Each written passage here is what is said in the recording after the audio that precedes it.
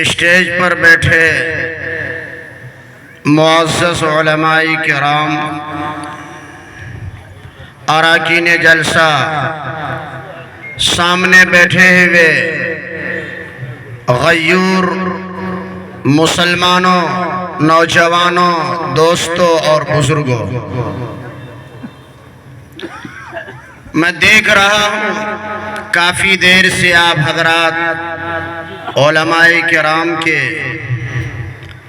احادیث و قرآن کے حوالے سے باتیں سن رہے تھے۔ آئیے آج میں آپ لوگوں کو اپنے سماج میں، اپنے معاشرے میں، خاص طور سے یہ کلیا برادری میں چند ایسی بیماریاں ہیں جس کی اصلاح میں سمجھتا ہوں ہم علماء سیمانچل کا ایک فرض منصبی ہے۔ دوستو، آج کا یہ عظیم الشان پنڈال جس مسجد عائشہ کی تعمیر و ترقی کے نسبت پر منعقد ہوا ہے، آپ کو معلوم ہوگا عائشہ صدیقہ رضی اللہ تعالی عنہا امہات المؤمنین میں ایک منفرد اور ممتاز مقام رکھتی ہے۔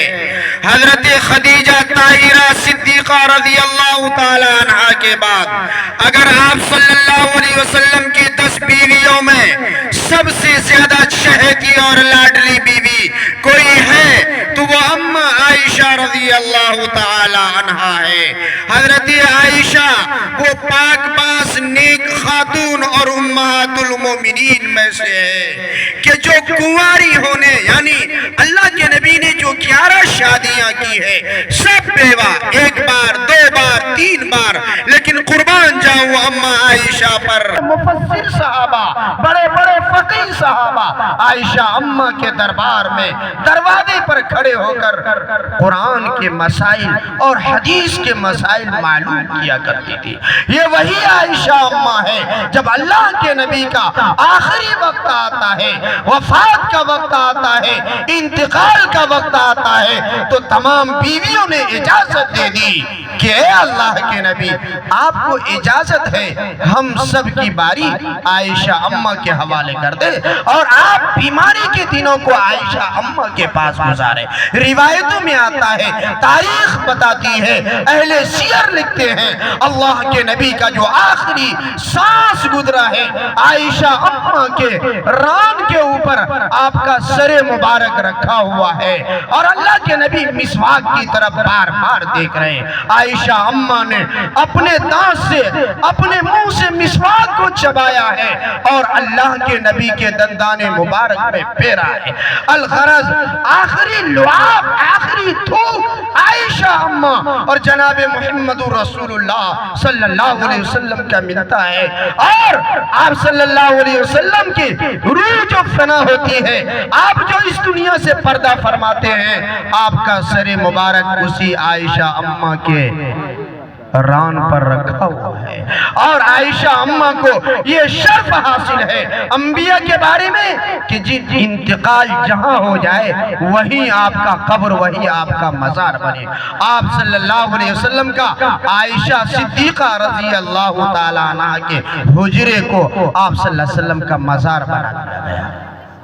اسی عائشہ کی نسبت پر یہ مسجد عائشہ، خدا کرے یہ مسجد قیامت تک آباد رہے۔ آپ کو معلوم ہوگا دنیا کی جس سرزمین میں مسجد بنا دی جاتی ہے، آسمان تک قیامت تک وہ جگہ مسجد ہی کے لیے مقرر کر دی جاتی ہے۔ میرے محترم بزرگوں اور دوستوں، باتیں تو آپ لوگ بہت سنتے رہتے ہیں، لیکن میں سمجھتا ہوں ہمارے علماء کو بھی ہماری برادری میں جو ناسور بن رہے ہیں ان چیزوں پر بھی تبصرہ کرنا چاہیے۔ ایک ناسور تو ہمارے معاشرے میں یہ ہے، کلہیا برادری میں بیٹیوں کے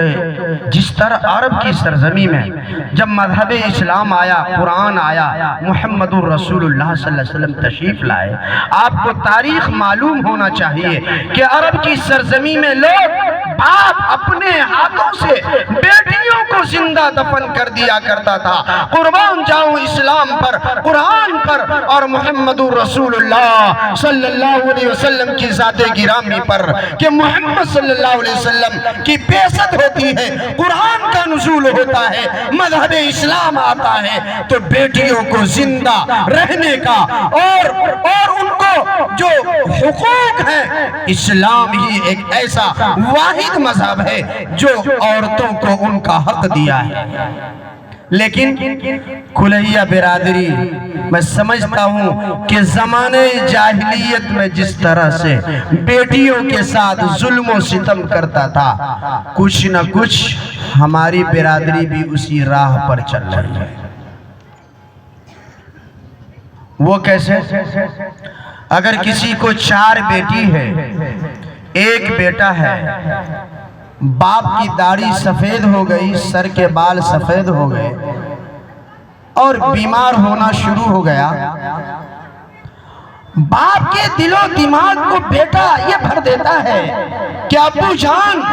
اگر آپ اس دنیا سے چلے گئے، آپ کے پاس 10 بیگھے زمین ہے،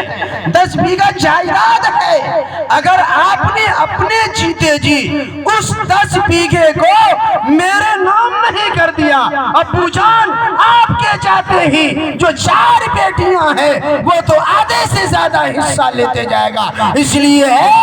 میرے ابو جان، آپ زندہ رہتے ہوئے قبر کے گڈھے میں آگ جلوا لیجئے اور چلیے جو کی ہاتھ رجسٹری آفس ثبت زمین ہمارے نامے کرے گا، ساری زمین میرے نام کرے گا۔ آج ہمارے معاشرے میں اللہ کا حق نماز چھوڑا، کل قیامت کے دن اللہ کہے گا میں نے معاف کر دیا۔ روزہ اللہ کا حق ہے، اللہ کہے گا میں نے معاف کر دیا۔ شراب پیا تھا، اللہ کا حق ہے، اللہ معاف کر دے گا۔ لیکن اے سسونا کے غیور نوجوانوں، یاد رکھو، اگر آپ نے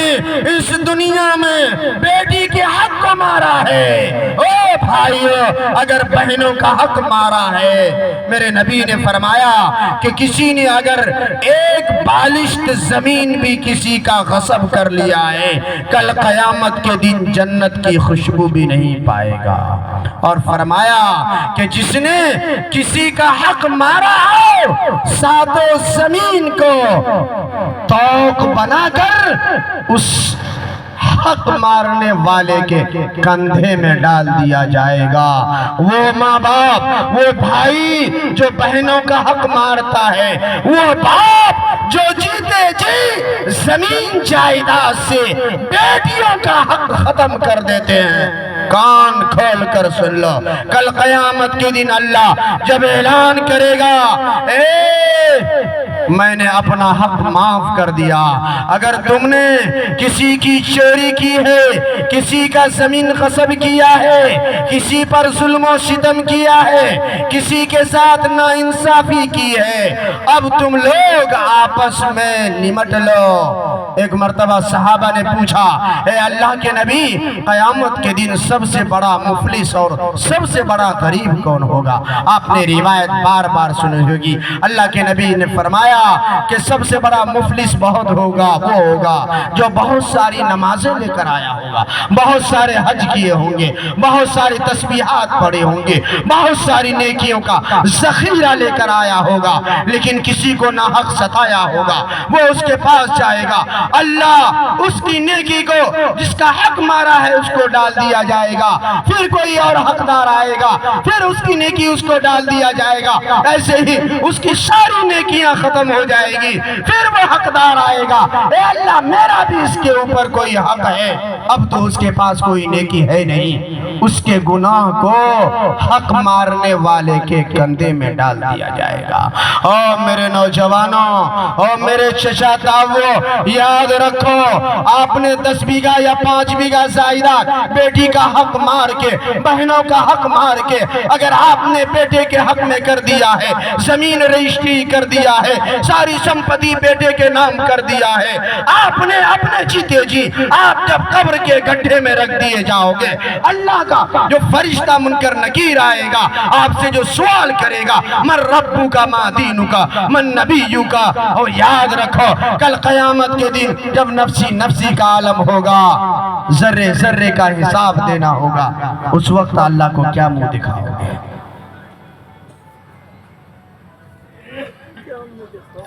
بیٹا صاحب چچا ایج کام بھاگ باپ اپنا انجام سوچ لو کہ قبر کے گڈھے میں 3 مٹھی مٹی منہا خلقناکم وفیہا نعیدکم ومنہا نخرجکم تارتن اخرى، جب دے دے گا چاہ طرف سے بانس کی برہنڈی کو لگا دیا جائے گا، اور 2-4-10 دن بیٹا صبح شام جا کر آپ کے لیے سبحان اللہ الحمدللہ سورہ فاتحہ پڑھ لے گا، پھر جو نہ جانے کتنے سینکڑوں برس آپ کو قبر کے گڈھے میں سونا پڑے گا، یہ حسین کال جن میں صابن لگاتے ہو، یہ حسین بال جن میں تیل لگا کر کنگھا کرتے ہو، یہ کپڑے، یہ سینہ، یہ بدن، یہ باڈی جو کیڑے کھا جائیں گے اور مٹی کی نظر ہو جاؤ گے، یاد رکھو بیٹی کا جو حق مارا ہے اس کا کیا حال ہوگا؟ بیٹی کا جو حق مارا ہے، آؤ بھائی، جس نے بیٹی کے حق کو مارنے میں باپ کا بہت تیل لگایا، ابو سب سمپتی اکو بھی گانے پہ ہوا کرا دا اکرام بھلائی، حساب بیٹے کو نہیں آپ کو دینا ہوگا، باپ کو دینا ہوگا، گھر کا مکھیا جس نے بیٹی کے ساتھ ناانصافی کیا ہے، بیٹی کا حق مارا ہے، اس لیے دوستو خدا کے واسطے حق کے وراثت سے بیٹیوں کو محروم نہ کرو، حق کے وراثت سے بہنوں کو محروم نہ کرو۔ اسی طرح وقت بہت کم ہے، بتایا کہ 9:30 بجے دعا بھی ہونی ہے، اور ہو بھی جانی چاہیے کہ ہمارا جلسہ اتنی رات تک نہ چلے کہ جب 2 بجے 3 بجے ہم بستر پر جائیں فجر کی نماز چھوٹ جائے، تو میں سمجھتا ہوں ایسا جلسہ کرنے سے کوئی فائدہ نہیں۔ دوسری بیماری کلیہ برادری میں، 2 بیماری اور بتاؤں گا پھر میں اپنی جگہ لکھا۔ یہ جو بیل اور بھینس کا گوبر جو ہے بھائی چچا، یہ پاک ہے کہ ناپاک ہے؟ بھیا کون چیز ہو؟ ناپاک ہے۔ جیسے آدمی کا پاخانہ اور لیٹرین ناپاک ہے، ایسے ہی گائے بھیل بھینس کی پیشاب اور لیٹرین ناپاک ہے۔ او کلیہ برادری، او سیمانچل کے مسلمانوں، حکومت بہار نے آپ کے قبرستان کی تو باؤنڈری کروا دی، دروازے بھی لگوا دیے، لیکن او مسلمانوں، اگر آپ کے باپ کا لاش رکھا ہوا ہو، کوئی گوری اکرا پر پیشاب کرا دیتی، گورو والا چھوڑوا کیا؟ بولے اکرن بھیا گورو والا چھوڑوا کیا؟ بولے آپ ہے سالا پہلے تو رہے نمٹیا دے جو تب باپا جنا جاہے، گورو تو کھلا رکھ لڑکی رکھ۔